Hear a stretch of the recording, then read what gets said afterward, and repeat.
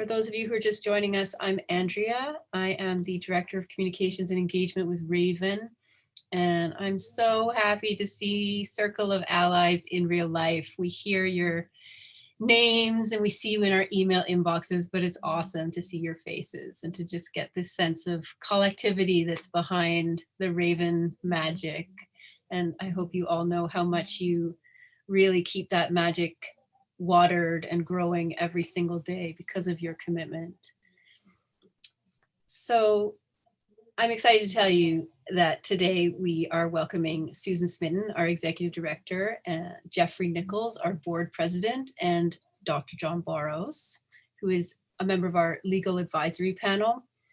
We're really thrilled that over 100 of you have decided to join us. So please, if you haven't already, say hello in the chat. Let us know whose territory you're connecting from. Some of you look like you're in outer space with your cool backgrounds, and I see all this nice interiors and decor. It's so lovely to have a snapshot of who you are and your beautiful faces. So the way that this call will be structured is we're asking everyone to keep themselves muted unless you are a presenter. You can toggle speaker view or gallery view in the top right-hand corner of your screen. So you can either see everybody's faces or just the faces of the people who are speaking. Midway through the call, so at around 5:30, we're going to be going into breakout groups, and we're going to do a little exercise. There'll be groups of 3. You'll get to meet each other and do a little exercise. So if you can, grab a piece of paper and a marker or a pen, okay, in anticipation of that little exercise. So in addition to welcoming the brilliant John Borrows, Susan Smitten will be looking back at Raven's year in review. And Raven's board president, Jeff Nicholls, will be looking forward to the coming year, what's coming next for Raven in 2021.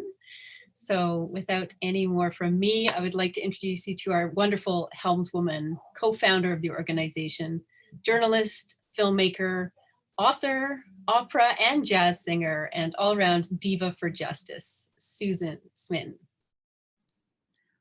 Wow, thank you.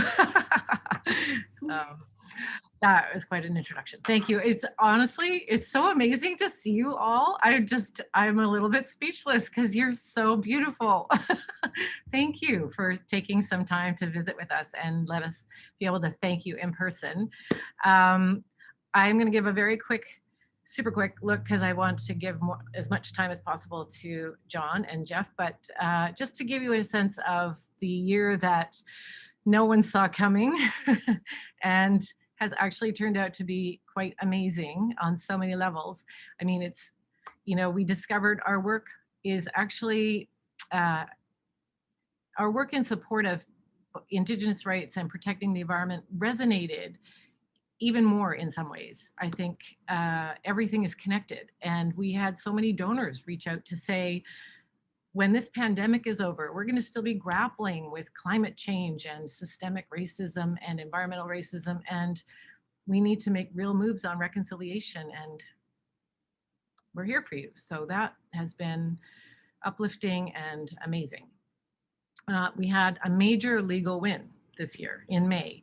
The Chilcotin Nation finally ended a more than decade-long struggle with Taseko Mines over the new Prosperity mining project when the Supreme Court of Canada refused to hear Taseko's arguments that the federal government was wrong to deny them their permits. And with that, after all these years, the mine was dead. So we had a huge dance all in our own little office space and celebrated, because it's really, you know, the wheels of law can move quite slowly, and staying with it is a bit of an endurance, you know, run. And so we thoroughly enjoyed that. And we are continuing to support the Chilcotin in its civil action now that they've launched against Taseko and BC for infringement of their proven Aboriginal rights, and to quash the provincial permits for mineral exploration in order to ensure that new projects and other mining companies don't pop up like unwanted gophers. So we're still with the Chilcotin. There were some legal challenges this year. Beaver Lake Cree Nation's advance cost order, which we celebrated at the end of last year, was overturned in the Alberta Court of Appeal. And the nation has now sought leave to the Supreme Court on the basis that the appeal court ruling narrows the scope of being eligible for this rare but really important legal intervention. And advance cost order shares the costs, and the government was ordered, both Alberta and Canada were ordered to pay 1/3 each of the costs. So this ruling narrows it to the point where other nations across the country may never have the opportunity to get one. So we're still waiting on the Supreme Court's decision on that. TMX, of course, we all felt the disappointment of the decision by the Supreme Court not to hear Tsleil-Waututh and Squamish Nations appeal. Those nations are now deciding what their next legal course will be, and we're waiting to hear. And Coldwater Indian Band is holding the project at bay. So over the rerouting of the pipeline, that was the key issue and has remained the key issue for them because the pipeline route would go through their key aquifer. And so the community consultations in Coldwater are happening now through December. And if Coldwater approves TMX's rerouting application, it is likely, I will tell you in all honesty, that the Canada Energy Regulator would approve the new route in the spring. But at least Coldwater would be assured of protecting their drinking water and their fish-bearing creeks. So we have to wait to see what's going to happen there. We hit the ground running this year with a rollicking campaign for Wet'suwet'en. Many of you already know that the hereditary chiefs of Wet'suwet'en launched 2 legal actions to defend their rights and title from the unwanted industrial activity of Coastal GasLink and hold the governments accountable to its climate commitments for future generations. So the judicial review hearing was held in September 29th and 30th, and we are still waiting on that decision. And I have to say, raising the funds needed was the biggest party almost that we've had in a long time around here. February brought packed halls and glittering performances from the We Are the Stronghold shows.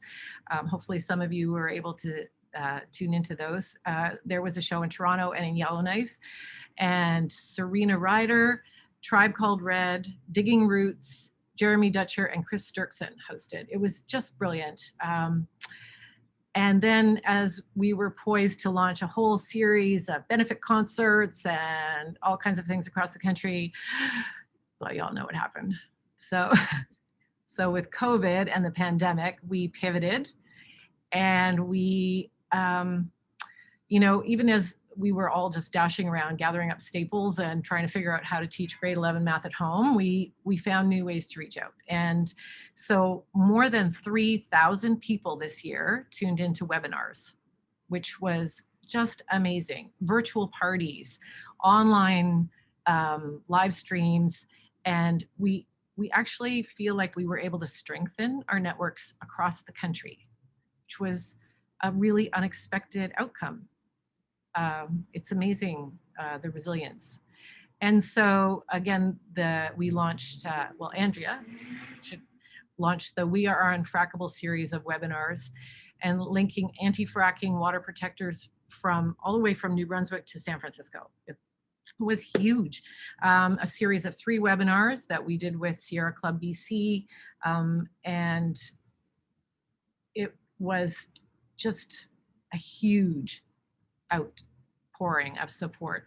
Then there was the Folk the Pipeline online folk festival, raised $10,000. The concert afloat with Luke Wallace was so unique. People showing up in kayaks and canoes and celebrating in the Salish Sea. It was so beautiful. So what we've learned over the course of this year, that the fierce calls for justice bolstered Raven Champions to give us nearly $1 million of support this year for 7 campaigns. You are all a part of that. So honestly, like I said, we can't thank you enough. 15 online fundraising teams this year raised more than $100,000. It's unbelievable. Businesses, there were 83 businesses that stepped up, donating a portion of proceeds, some through 1% for the planet, others just creating like Ernest Ice Cream created a line of ice cream, and it was so beautiful. And then there's this precious circle that I'm looking at, so many of you, 939 of you stepped up to be in the circle of allies donating as monthly donors. All the hair just stood up on my body when I gave that number. It's so huge. Thank you. It's so important as we're trying to do this work. What feels like in a bubble, it's not just a bubble. Sometimes you feel like you're doing it in a vacuum, and it's brilliant to have the community, the resilience to know that we can go forward and support 7 nations in a way that's meaningful, where we can give them as funds that allow for the best possible legal support. So I just want to say thanks, because it's really important. And with that, that's basically our year, because I'm going to save, Jeff's got lots to tell you about what's coming in the new year. I want to now introduce somebody who is a friend and who is also just one of the most amazing people I've ever had the privilege to know. Dr. John Burrows is someone who supports Raven in so many ways. But I did write a little introduction, so I'm going to, for those of you who may know a little bit about what John does, but maybe not all of it. So John is one of, probably all know this, one of our most prolific and celebrated Canadian legal scholars, a world-renowned law professor teaching at several universities around the world. And John specializes in Indigenous legal rights and comparative constitutional law. He's written and spoken extensively on Indigenous legal rights and traditions, storytelling, treaties and land claims, and constitutional and environmental law. 23 books. He's written incredible publications, including Laws, Indigenous Ethics, Recovering Canada, the Resurgence of Indigenous Law, Canada's Indigenous Constitution, and one that I know Anna is reading and I'm looking forward to borrowing, Drawing Out Law, A Spirit's Guide. John has received also many honors and awards for his work with and for Indigenous people in many countries. He's a recipient of the Aboriginal Achievement Award in Law and Justice, a fellow of the Trudeau Foundation, a fellow of the Academy of Arts, Humanities and Sciences of Canada, Canada's highest academic honor, and a 2012 recipient of the Indigenous Peoples Council from the Indigenous Bar Association for honor and integrity in service to Indigenous communities. And as the Canada Research Chair in Indigenous Law, John is focusing his research on how environmental laws of Indigenous peoples, so the laws which flow from how they use natural processes to guide them in regulating their communities and in resolving disputes, can be applied more broadly. And he's the co-founder of the first joint degree program in Canadian common law and Indigenous legal orders, which welcomed its first cohort of students in September 2018 at UVic. And it's the first program of its kind in the world combining intensive study of Canadian common law with intensive engagement with Indigenous laws. So well steeped in both traditions of law, John is uniquely positioned to reflect on the essential nature of law itself.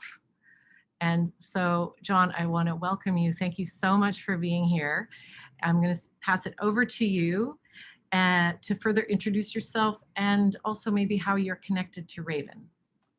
Hey, Buju Ginawa, Miigwech Biajaig Nungum, Giganos Indigenous, Neashi Winigaming Donjaba, Nigigin Dodem. Grateful to be with you here on Wasanich and Kwangan speaking territories. My relationship with Raven has been a happy one. I've been a legal advisor with Raven, working on the invitations that we receive to think about who gets support, and the opportunity to meet with my colleagues across the country who are also legal academics and scholars, and think about these amazing people and the resilience that they have to take up the cause of protection of their lands and the environment is quite inspiring to me. So I'm grateful to be an advisor to Raven on that front and consider myself a friend.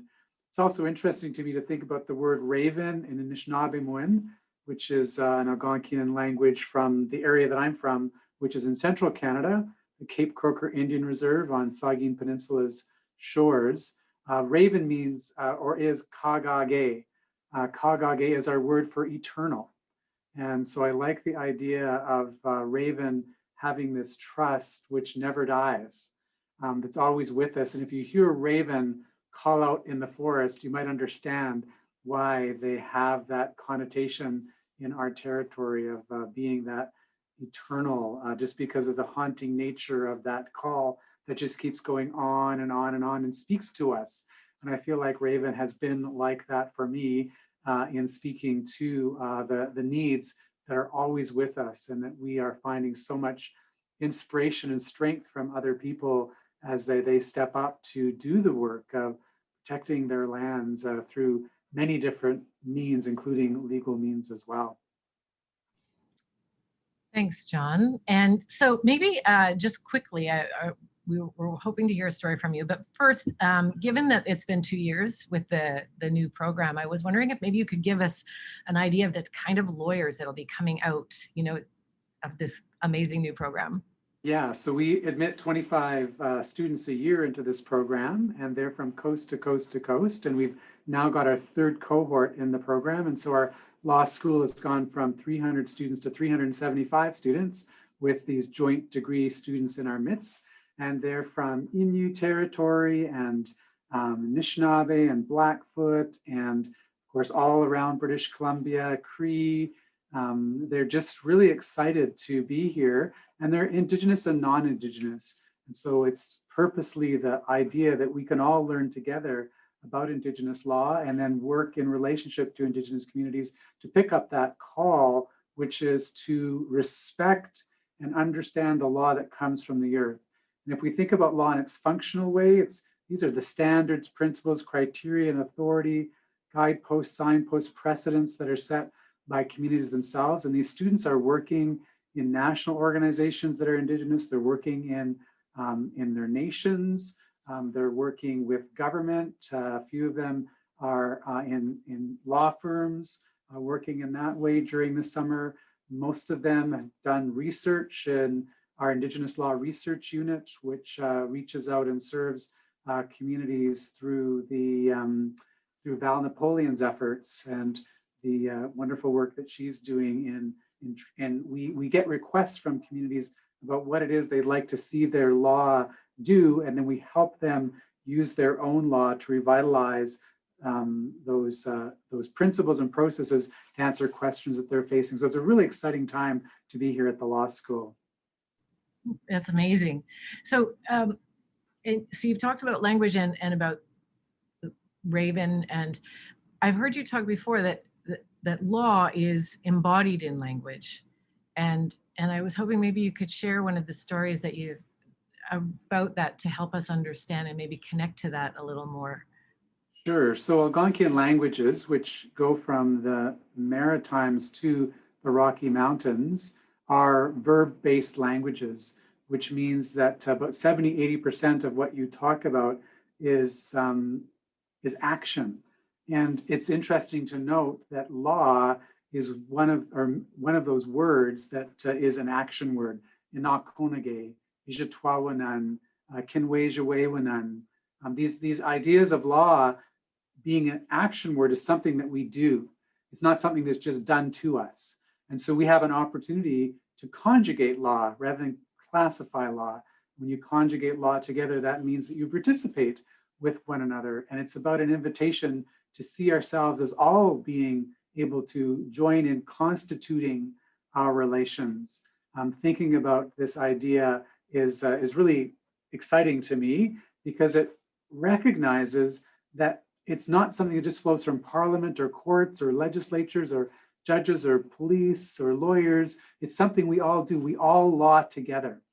And we, of course, all law in different ways, given the different responsibilities that we have. But if we think about law in that light, then we can all step up to turn what might be dead letters on a page into something that is we breathe and we act together with. And so these are the ways that our Anishinaabe people think about law. I've been thinking as I was walking to just around the campus today, I live by the campus, all the beauty that I see that reminds me of that. The little rabbits are running around, Wabo Zowag, and they're, back in my territory, starting to change their color in their coats as they thicken up their fur, getting ready for winter. And I think about that transformation that happens in the natural world around us as we have different times and seasons and climates, and how we need to be like those rabbits and think about what is it that we're putting on, what is it that we're doing to show the changes that are necessary to react to the newness of this season that we're in. And those little rabbits are showing a lot of that example to us. Our word for the trickster is also related to rabbit. Wabozo is the word for rabbit. Nanabojo is our word for the trickster.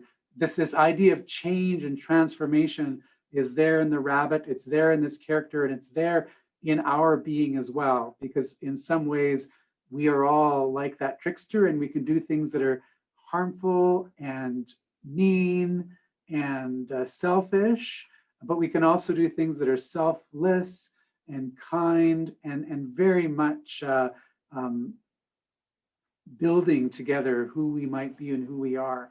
And so I think about those little rabbits and how they're the cases that are hopping around the earth right now, teaching us about what we might do as human beings. If we look to them and reason by way of analogy, we find the laws literally written on the earth, kind of hopping around as it were, and it waits for us to look to them and then talk to one another about what it is that they're teaching us, if we see them as being our law professors.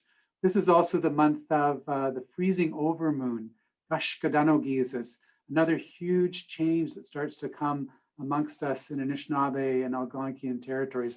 And this freezing over moon is the moon where we really start to turn our attention to stories and telling stories about the needs that we have when we're locked down, like we often are in the winter time.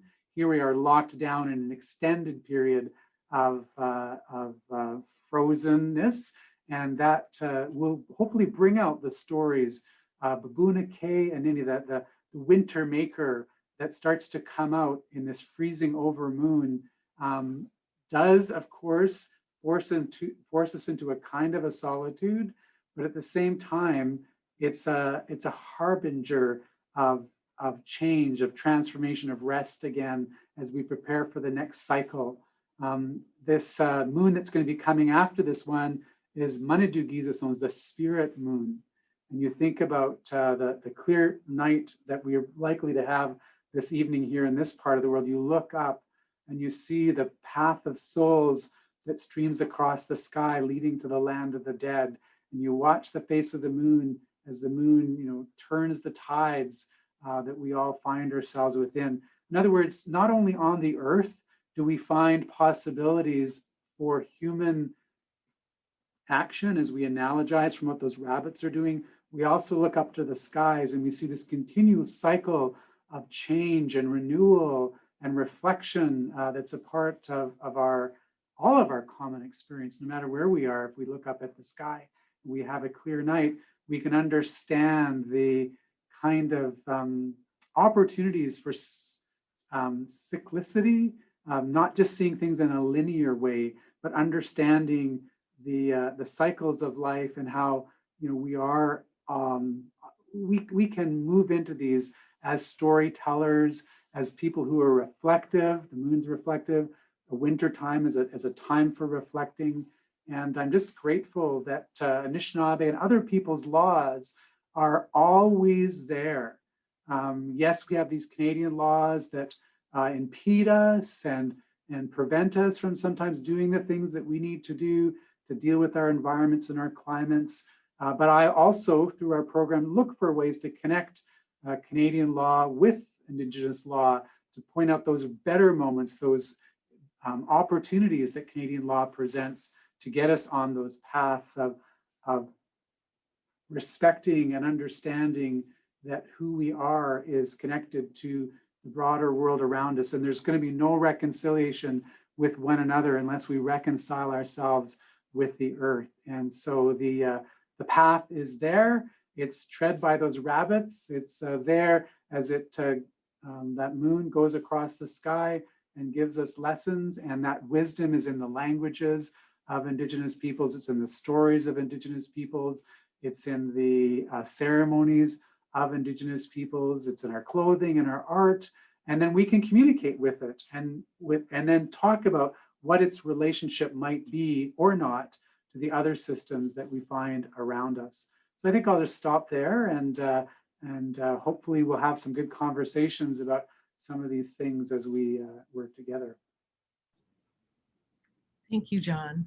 That is beautiful. And I think as we go into this season of darkness, but we know coming through, this is a time to gather and ourselves and reflect. So I just want to thank you for all that you have given us in terms of the wisdom that you share always. And so I also was going to ask you, and I don't know if you'd be willing to do it, but John has told the most amazing story about the word for making blueberry pie. And it's inspirational. And I don't know if we have about 3 more minutes before we are supposed to go into breakout rooms. So would you be willing to share that? Sure. So this is the word for blueberry pie. And it's Chigiatwemina Goshimina Bashkimina Sagari Bito Chigani Jewapin Kamani Bakwajigan. Right? Chigiatwemina Goshimina Bashkimina Sagari Bito Chigani Jewapin Kamani Bakwajigan. And the word is actually Chigiate, old time, way mitagoshi. Way is the word for shaking. Mitig is a stick. So the old time stick wavers, Chigiate way mitagoshi. That is the French people who came amongst us waving sticks with incense and crosses. Chigiate way mitagoshi minabashke. They put berries between bread and spread that out. And then they bend over and they put that into the oven and then they watch those berries explode. That's our word for blueberry pie. And you can see it's a verb, right? It's about making blueberry pies. And that illustrates what I was trying to say earlier, that if you think about the world as being an action and putting these morphemes together about making things, including law, that's why we conjugate rather than classify. We see this livingness in the language. And so, yes, that word's a favorite of mine because it really does illustrate some of what I'm trying to say, that we need to look upon the world as being in the making. And we've got these ingredients from different walks of life to put into this recipe to find the possibilities that will sustain us and bring us warmth and goodness. And every time I eat blueberry pie, I think of you. So thank you for sharing. And so I will hand it back over to Andrea as we move into the next round before the questions and answers. So hopefully if you have questions now, having heard John speak, you can put them in the chat and we'll curate them for after the breakout room. Thanks, Susan. So I hope some of you ran off and grabbed a marker or pen and piece of paper. We're going to do just a fun little participatory exercise in breakout groups. It's a chance for us to build some more connections, interconnectedness through relationships between and among Circle of Allies members. So it's totally random. You're just going to end up with 3 people. You have a good 10 minutes, but pretend you have 7. Okay. So, yeah, you could turn it down and close it so that it doesn't have an echo. sorry. Anyways, so you'll come into these little breakout groups, and my instructions to you is to simply introduce yourself and tell the people in your group why you're here. Why are you supporting Raven? What is it that you receive from or are inspired by that has you in this circle? And then just go around. So each person will have an opportunity to share, and then take a moment to just make a note. Maybe it's one word, maybe it's a little haiku of an amalgam of what everyone has shared. And when we come back, we'll just hold these up so that we can kind of represent to one another what our verbs are. And I really love, inspired by you, John, maybe rather than trying to classify this information, conjugate it. What are the actions that bring you here in your heart? So if you somehow don't end up in a breakout room, hang around and I will assign you. So let's hope this all works out. There'll be 4 to 5 participants in these rooms, okay? So you'll need the full, probably 10 minutes. So here we go.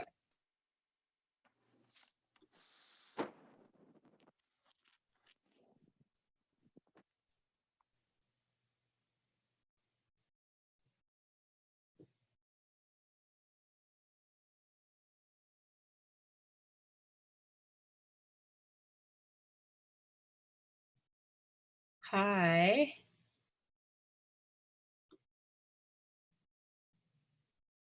Hey. So I see Terry and Gail and Anna. We can unmute ourselves and be a breakout room, the 3 of us. That works. Pat, hi. Okay. There's quite a few of us here. So if you've gotten a message asking to unmute, can you just go down to the bottom left-hand corner of your Zoom screen and you should see a little microphone button. Just click that and that will unmute you. Okay, and Terry and Janet, you're both here.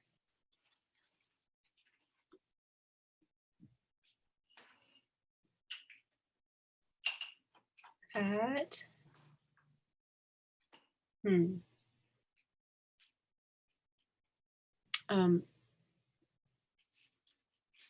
Hi, Janet.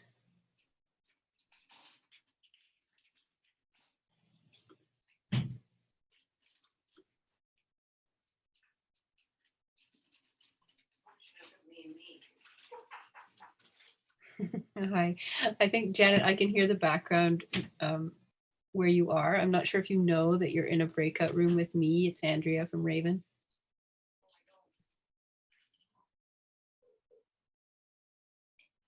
Surely it's not you. I see. Okay.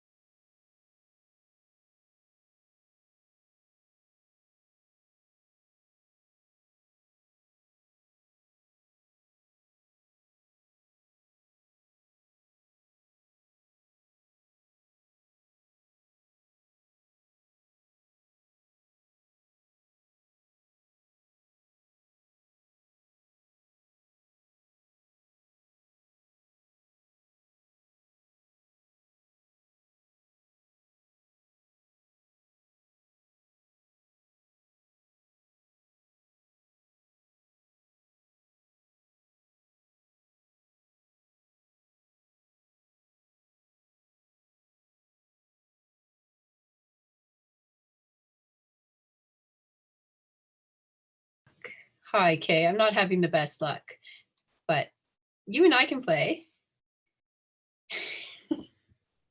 Yeah, you'll have to unmute, but Right. yeah. Right. Yeah. So how long have you been involved with Raven? Where are you in the world? I'm in Waterloo, Ontario. And yeah, I think I first heard of Raven earlier this year. Maybe, I'm not really sure how anymore. But anyway, but I have to say I was really selfish. Oh, it looks like there's no, I see some more people, but they're all muted. But anyway. These are people who chose not to be part of the breakout rooms. Oh, I see. Yeah. Okay. Yeah. Okay. Fine. Yeah, nothing personal. Okay, fine.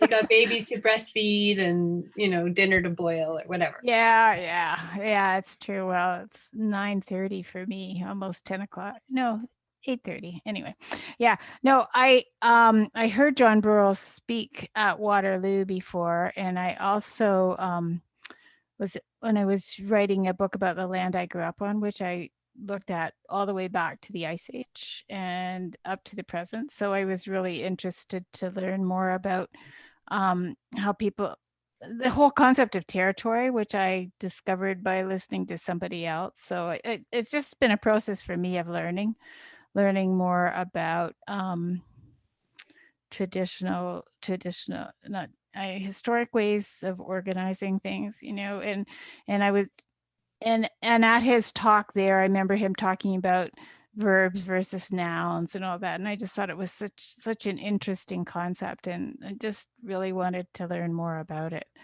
Mm-hmm. And I guess why I became Raven. So honestly, that's why I became the Circle of Allies. It's pretty self-serving, um, but whatever it takes. No, just because. Oh, it works both ways. We're happy. Yeah, no, but I mean, because I really resist. I give a lot to charities, but I've had some bad experiences with monthly checkoffs like that. Just kind of forgetting, and so I've really leery about it. But this one, I thought, well, it's worth it. So I mean, I've definitely supported Raven in the past year, and I would, because I just think that Indigenous people are our salvation in terms of climate actions, and just generally there's too much to learn not to try and find some things out, so I think I did come to some of the teach-ins or something that were organized earlier on in the year. So yeah. So you work for Raven yourself? Yeah, I do their communication. So, it's a lot. There's only 7 people who work as staff members with Raven. Yeah. So, we've got all these different challenges underway. And then, nowadays in communications, there's just so many different channels to be on. Yeah. So Oh my God. Yeah. Last year we did a documentary film, and I got to go up to Bella Bella and work with the Healthsick people on that. We have a podcast, which is really dynamic and fun. I love it because I get to call up people like Dr. Barrows and say, hey, do you want to have a conversation? Really such a learning experience for me. And it's a really important way for me to feel at home here in this country, because I spent a lot of time in South Africa, and it was very, very clear and stark what it meant to be a settler there. Whereas in Canada, I feel like so much of it has been obscured behind our kind of international reputation. And, we have a great human rights record everywhere but here. So it feels like it's a way to set things right, have a good relationship with where I live so I can actually feel at home. Yeah. What were you doing in South Africa? I was working in aid and development, so community organizing, actually in Lesotho, a little country inside South Africa. Yes. Yeah. I worked in Zambia when I finished university. I went with CUSO, and I knew South African refugees and so on. So that's where I learned about injustice and racism and all that stuff. So yeah. I kind of distilled onto this, but I have to be a moderator. I'd love to stay in this conversation, but I'm going to have to close the rooms and get us all back together. But thank you. It's been really nice. Thanks for doing this. And welcome to Raven. Okay, well, thanks. And we do have 60 seconds, actually. So what have I got? I've got learning and action. That's great. Yeah, I think I'm going to write homing. I don't know if anyone will understand, but it makes sense. I love the verb. Homing. Oh. What does that mean to you? Like making oneself at home. Oh, I see. Like Oh, yeah, nesting. because everything's is homing. Yeah, yeah, we're verbs. Yeah. So I So it guess came it in, would be acting then instead of action, right? that's true. Yeah. It's gonna be Yeah. messy though. I don't, let's That's try it. okay. You can Yeah. leave it as action. It's close. Learning, acting, and homing. Hmm. Sounds good. Yeah, I like those. Very Sounds good. Yeah, it's been so interesting, these webinars. We've actually managed to build a little bit of bridges, you know, it's a big country. It wasn't Yeah. easy to get to visit each other. Yeah. Yeah, so it's Zoom is amazing that way. Okay, well, I Yeah. see people are starting to come back into the room. Hi, welcome back, everybody. If you can go up into the topmost corner, the right-hand corner, you'll see a little kind of waffle menu. You can come onto speaker view and you'll be able to see each other's faces. If you did have an opportunity to write some verbs, some words that relate to your conversation and to Raven, then please hold up your paper. You can hold it right up to the camera like so. I see resurgence, remembering, restore, responding, negotiating, unsettling, happying, transforming, help, love, together, honor, injustice, uplift, beautiful, beautiful, beautiful allies. Nice. Well, thanks for playing, guys. That's fun. We're going to turn it back over to Dr. Burrows and Susan Smitten to now come into the Q&A portion of the discussion. So have you a question for Dr. Burrows or Susan for that matter, you can type it into the chat.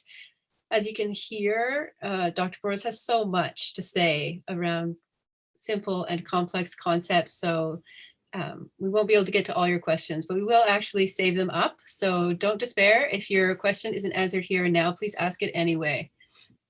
Okay. So we have a, thank you. That was fun. We have a good question here from Fawn. I'm just going to read it because it's easier. I'm interested in the scope for seeing animals and other beings as members of the political community. Sometimes expressed through the language of rights, legal personhood, but what do you see as the scope for membership to be expanded within common law? That's a great question. It is sometimes talked about as legal personality. I like to think about it as agency, legal agency. That is, humans aren't the only ones that are making law and following law. And so to the extent that we can learn, understand, apply law from what we find around us, as we listen to those forces through science, through ceremony, through discussing our own experiences with them, with one another, I think that is a pathway to participating with the trees and the rabbits and the winds and the airs and the water. And of course, you have many countries around the world that are doing exciting things with that in case law and administrative processes and in legislative processes, in indigenous contexts, of course, for thousands of years. So I think that's a really useful pathway to follow. Thank you, John. We have a couple of great questions. We have a comment of, let's hear it for the rabbits. Patricia has asked, what is the Anishinaabe word for justice and how is it interpreted as a verb? Yeah, that's a great question because there's many words for justice. And for me, my elder taught me Basil Johnson, which is Debain and Dizowin, which is to have a responsibility for one another or to own ourselves and our relationships. And I think that is an interesting way of thinking about justice and what we might try to accomplish is have responsibility for our relationships and for one another. And on that thread, we have another question from Jim asking, can you comment on the language of rights versus needs? Yes, so in this way that Basil talked to me about rights, he also talked he talked about it as being sharing, that rights, because we have a responsibility for one another, will own our relationships, that there's something about sharing that goes on in this idea of rights in Anishinaabe look of the world. And he talked about that sharing being in accordance with what the needs of the different beings and people might be. So that if you're familiar with rights, there's something called substantive equality as opposed to formal equality. Substantive equality means that sometimes you treat people differently in order to get to an equal place. So if you have a rich person and a poor person, giving them each $1 doesn't make them equal to one another. There's something about that substantive conception of rights that's about sharing, that's about taking care of vulnerabilities and making sure that people who are vulnerable aren't always kept in that stage, that they're empowered to be in relationship with us too. Great, thank you. We had some emailed in prior. Jane asked how, she asked a number of questions which we can't get through all of them. We'll see if we can maybe get answers later. But one that stood out was, how exactly are the police forces accountable to the public, given the raid at the Wet'suwet'en checkpoints and the unchecked violence in Mi'kma'ki?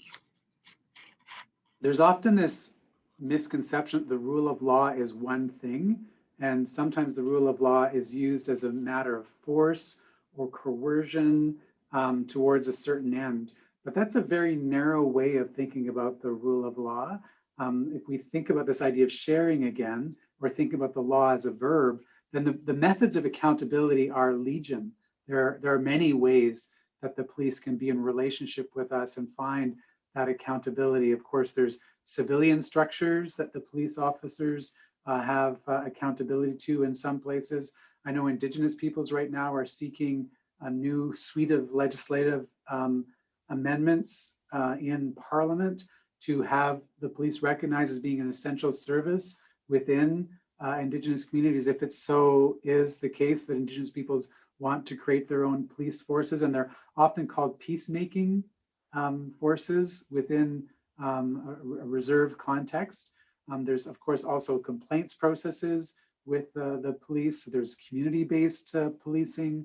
In other words, within the structures of policing, it's often just thought of as one thing, when in fact it's many different things that should be mutually reinforcing. But in order to make that a reality, again, we have to verb together, we have to law together to find and create those structures of accountability, which I think are there. We just need to make them brighter.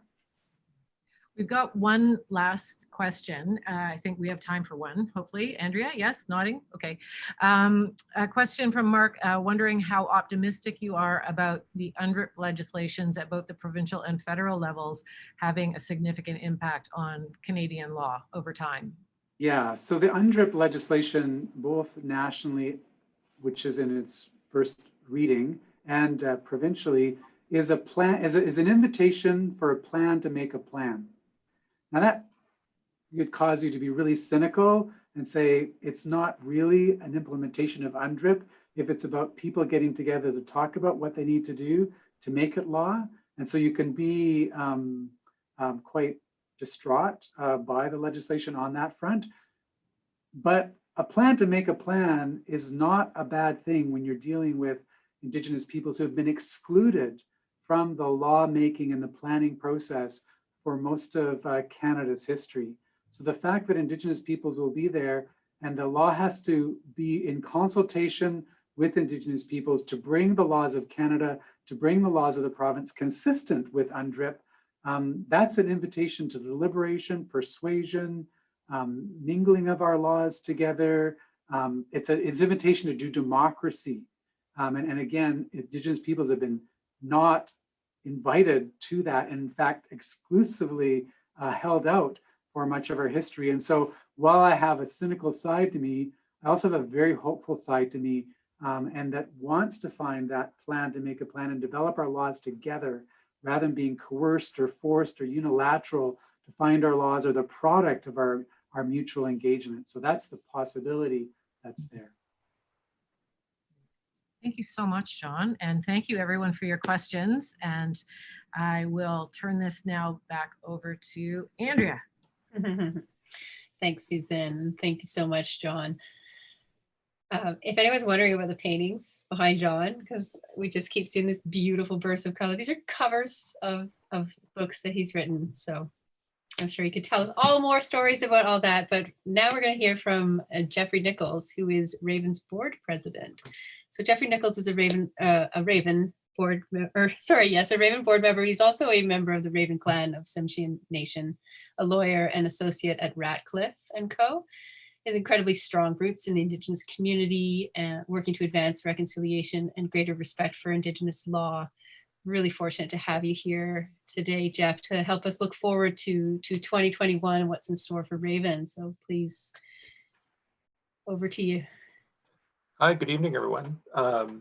Just first like to acknowledge that I'm participating from the Kwanghan territory, and thank everyone for their contributions and questions so far. It's just been an absolute pleasure to listen in. And like was mentioned, my name is Jeffrey Nicholls. I'm a band member of the Lax'Kwalaams First Nation, which is on the northwest coast of British Columbia, and practicing lawyer and also Raven's board chair. And I'm no longer in law school, but I'm still very much a student of Professor Burrow's teachings. And so I'm always happy to hear his wonderful perspectives. It's truly an honor and a pleasure. So when we're looking forward to the year ahead, I think that we really do have a lot to look forward to because, you know, our work is obviously as important as ever. You know, much of our society has you know, stopped or been disrupted in certain ways because of obviously the pandemic, but there's other ways that a lot of the, you know, threats to the environment and, you know, threats to Indigenous communities that hasn't really stopped. And the impetus to you know, engage in a lot of these court actions is still very much you know, in play, and a lot of our actions are still you know, ongoing. And so you know, it's been really great to see the momentum of you know, the support that has you know, in our movement. You know, Susan mentioned that earlier, and you know, I can share with you, you know, because as a board we meet and we see and we try to plan out what's going to happen. And you know, I admit we were nervous. You know, what's going to happen in this pandemic, and over the course of this past year, as Susan mentioned, it's just been incredible to see how much people have really stepped up and supported the work of Raven, and we anticipate that you know, will continue as we move forward. And so, you know, thanks to our supporters, you know, we'll continue our mission of promoting access to justice, reconciliation, and environmental justice. So I'll take a moment to share some next steps on some of our campaigns. It's not necessarily exhaustive. You know, we have a lot of work ongoing, but with the Tsilhqot'in campaign, we're going to be releasing another podcast, this time a conversation with Chief Russell Myers-Ross. And Chief Ross will be sharing his perspectives on his tenure of leadership. And I think especially as Susan mentioned, you know, we're kind of, you know, thank goodness we're seeing kind of the sunset on that important legal challenge. And I think it's a great opportunity I was a participant to that conversation, and it was really great to hear the perspectives of Chief Ross. So we're just finishing that off, and so look out for that. On the Secwepemc campaign, we're filming another documentary film in the style of Raven People Rising. For those that are familiar, Raven People Rising is a documentary film that toured at some international film festivals and screened at Vancouver International Film Festival. And so we're hoping to build off the success of our previous documentary, and hope to tell the story a bit more about what the Secwepemc are doing and the importance of that campaign. So COVID dependent, we'll be doing some preliminary interviews and pre-production with our partners. So that's very exciting. With the Heiltsuk First Nation, the Indigenous-led environmental assessment is still it's ramping up, and it's ongoing. And it's just so important to get that Indigenous perspective in an environmental assessment to really round out the impacts of what occurred. For those that aren't familiar, I mean, we're in the Circle of Allies, so likely you're all familiar, but there was a tugboat that ran aground, and it really it poisoned effectively a very important part of Heldsick territory. And the Heldsick are exploring their legal avenues to communicate the kinds of harm and loss that has occurred as a result of that. And Raven support around that is really key, because they're doing their own environmental assessment outside of or alongside of, I should say, some of the other processes, and this will really help them gather evidence to put forward to the court about things like cultural loss and other things that can be sometimes difficult to quantify. We have I wish I could share with you what some of these cases are coming in the pipeline, but unfortunately it's just the nature of the game. But very soon we will be launching I think 2 new campaigns. They relate to cases that the campaigns have been approved, but we're just waiting on certain decisions from the nation, because the nation obviously leads that side of things when things are filed. But we're really internally we're ramping up, and we have some great cases coming and great campaigns coming that are a long time coming. So I guess read with that what you will. There's some really exciting stuff in the pipeline. The last thing I'll talk about, I think, is certainly a passion project of mine. I mean, it's obviously greater than myself, but I'm just really passionate about it. And it's the Intervenor Fund. So those that are familiar with Raven's campaigns, we support some very large cases in the sense of like they're big pieces of business. Someone mentioned earlier, it takes sometimes millions of dollars in order to launch some of these legal challenges.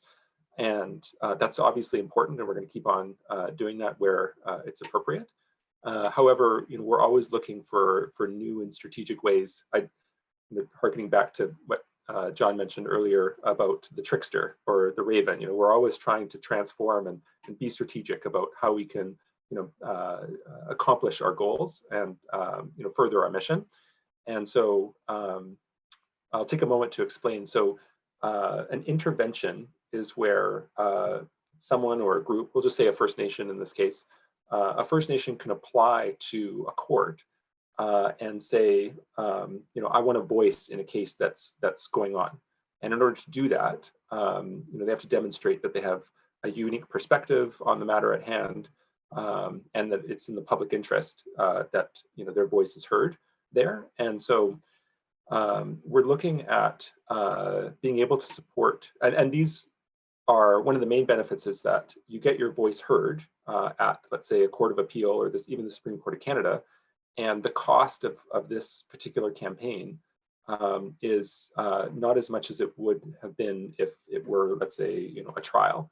And so for about $50,000, let's say, you can support a full intervention where the First Nation can put forward their unique perspective to the court on a case that happens to impact them. So we're really excited about this particular initiative because I think it will be a lot more nimble. We'll be able to roll out funds very quickly. We'll be able to support a wide range of issues with this Intervenor Fund.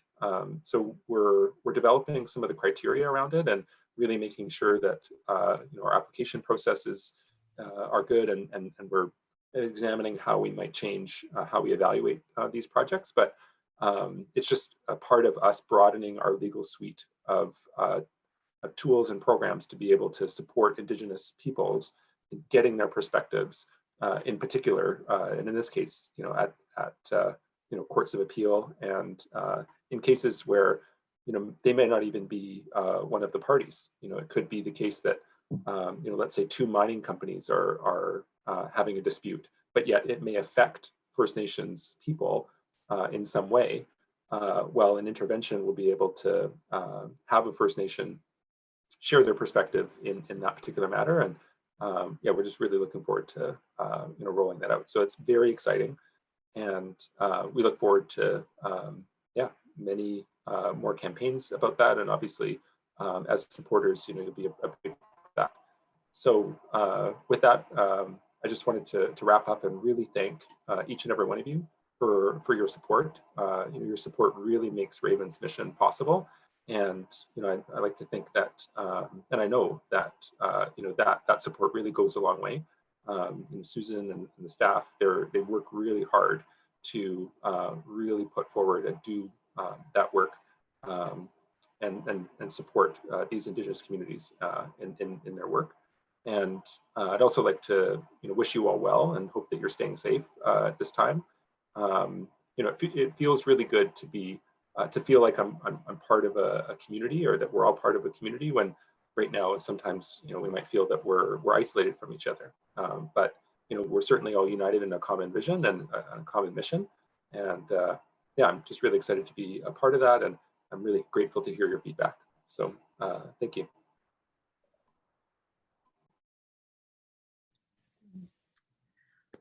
Thank you, Jeff. I think it's over to me. Is that right, Andrea? Nod, yeah? That's right. Is it me?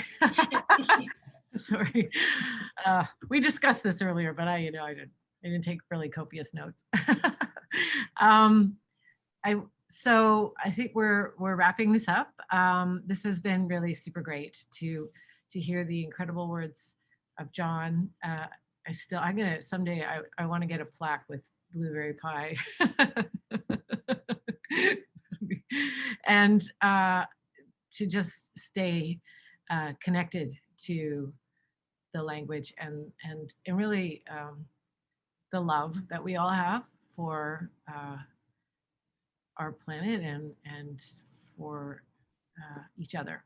And it's been great to see all of you and to actually connect some names to faces. And I hope you all know that, we really, in addition to our gratitude, we look to you as ambassadors, because you're all